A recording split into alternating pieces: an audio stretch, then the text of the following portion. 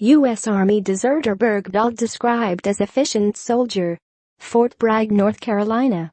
Reuters, U.S. Army Sergeant Bowe Bergdahl was an efficient soldier who at times seemed conflicted about his unit's mission in Afghanistan before walking off his post in June 2009 in an act of desertion, his former squad leader testified on Tuesday.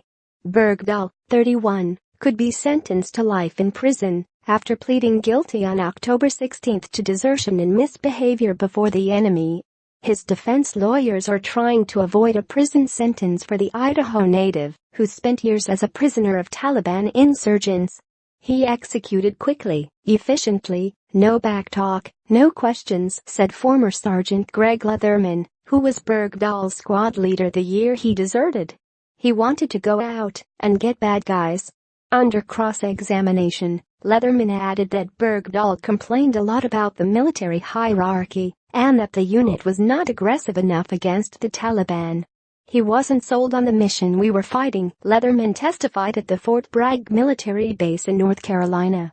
Bergdahl was released in a 2014 Taliban prisoner swap brokered by Democratic President Barack Obama's administration. He has no plea agreement with prosecutors, leaving his sentence up to Army Colonel Jeffrey Nance. Bergdahl gave nearly 2 hours of unsworn statements on Monday, discussing his mental health and the torture and neglect he endured after being captured by the Taliban, factors the defense hopes will earn him leniency. During last year's presidential campaign, Republican candidate Donald Trump called Bergdahl a no-good traitor who should have been executed. Nance has ruled that the comments by Trump, now president and commander-in-chief, had not affected the fairness of the court proceeding, but said he will consider them a mitigating factor. Another witness, who supervised Bergdahl's current work as a clerk at Fort Sam Houston in San Antonio, Texas, said he has been reliable.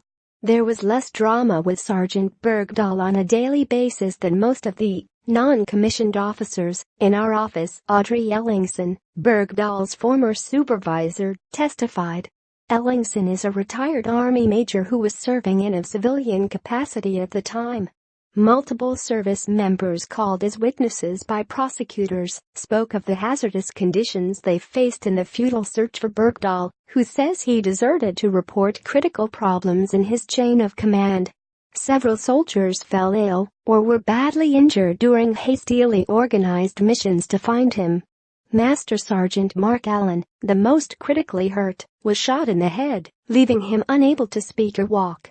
Reporting by Greg Laker, writing by Colleen Jenkins and Scott Malone, editing by Peter Cooney and Jonathan Otis.